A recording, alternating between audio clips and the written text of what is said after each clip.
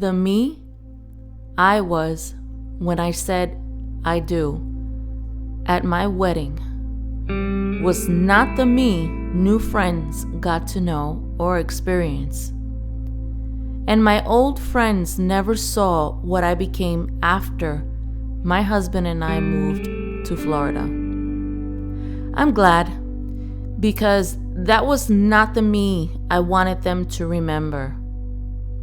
They knew me when I served the community with verve and energy, but those days were replaced with dark moments of despair and sadness. It was the beginning of depression. It all started when I became pregnant with my son. Already going through early menopausal changes and being pregnant in my first pregnancy at a later age, it presented whole new challenges, and with hormones out of whack and emotional instability.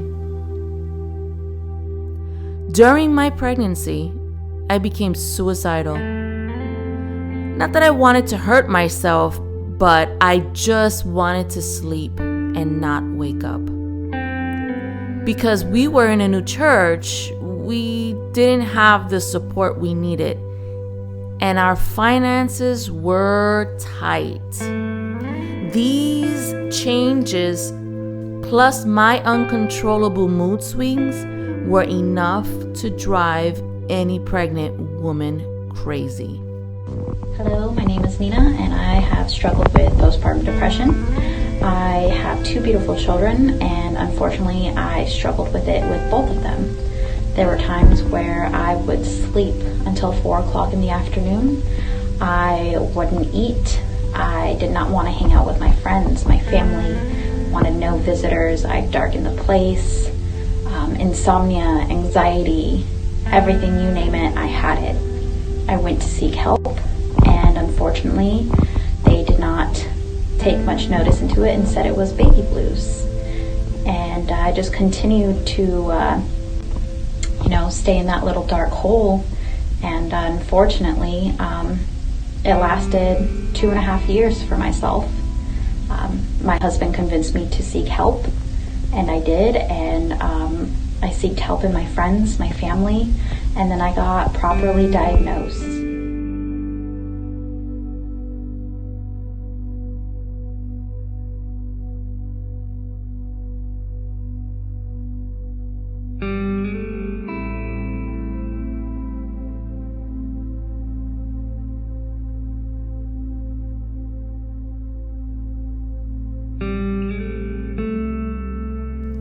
Though sadness enveloped me, I was happy about having a baby. Feeling his kicks in my belly, it kept me from completely going off the cliff. I would promise him, "I will be strong for you, my love. Mommy will do whatever it takes." But after Caleb was born, my condition worsened. I felt the delivery had somehow injured my body. I no longer recognized myself in the mirror.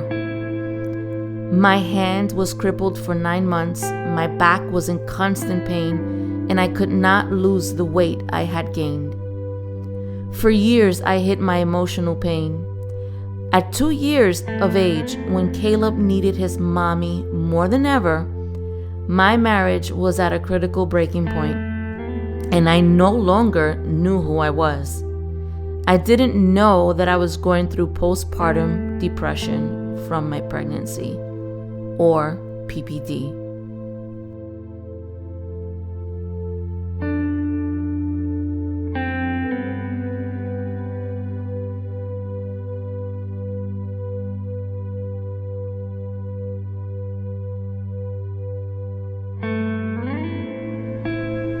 Having ballooned to over 180 pounds, I had no energy to pray, read, cook, clean, or play with my beautiful boy. I tried reaching out to friends, but to no avail. No one saw the signs. Some interpreted what they saw as rebellion, and suggesting that I would just stay in the Word and pray more. But no one really came to ask if I had eaten. If I had eaten that day, or if I needed to rest. My husband was working to support us. He was busy, as well as carrying the load of much of what was needed at home. But then came another pregnancy, and some of my friends and family dying off. The pregnancy allowed for some weight loss, which controlled some of my hormonal craziness. But at 41, it wasn't easy to balance myself with a 3-year-old and now a newborn, while trying not to slip back into PPD. But I could not overcome it. While I was at home with my baby, Karina, I hated her screams, wanting to hide in the bathroom rather than deal with her. I asked myself, what has happened to you, Francis? How did you get here? I had questions, but no answers. However, my loving Heavenly Father was patient with me through this incredibly dark season, which lasted for about 5 long years. And He sent some amazing women to check on me and offered me not just prayers, but time. They watched my kids while I showered and slept for a bit. They offered to bring me food because I just did not want to eat. They texted me to check on my progress and offered powerful prayers and words of encouragement. Because of this, I made it through. Oh, how I wish I had this support the first time around. How grateful I am for God's people. One friend in particular never gave up on me. She took me out of the house. She shared her dreams with me. She made me dream again. She was transparent about her struggles and reminded me that I wasn't alone. I was not alone. But when she passed away, I felt lost. I felt that dark place inviting me back. But I knew she would slap some sense into me. She was sent by the Lord and then was taken back by Him.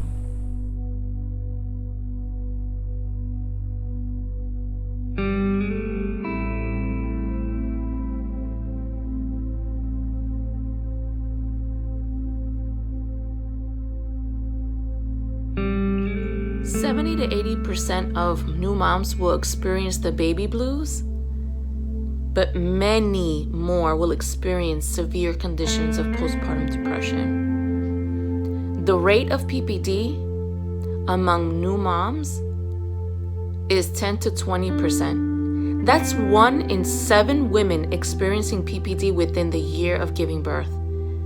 And that makes up to 600,000 PPD diagnoses.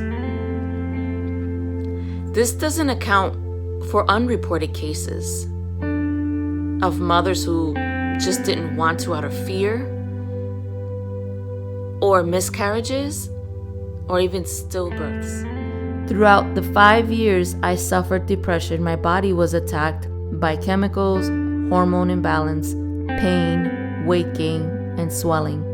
And it was frustrating to not be able to control the mood swings and outbursts. But I'm so thankful God never gave up on me. And I never gave up on Him. With God's help, I kept swimming for the sake of my kids, my marriage, and my sanity. I often think of King David, a man who loved God and was a man after God's heart. Yet he was at times depressed. He lamented in the book of Psalms, "Why are you so downcast, my soul?" Many people may not or even cannot understand how depression begins, or that it can have an ending. I share my private story with other women who may be struggling with menopause or PPD because I truly understand. I was there, and I'm still dealing with new changes. I tell them, you're not alone.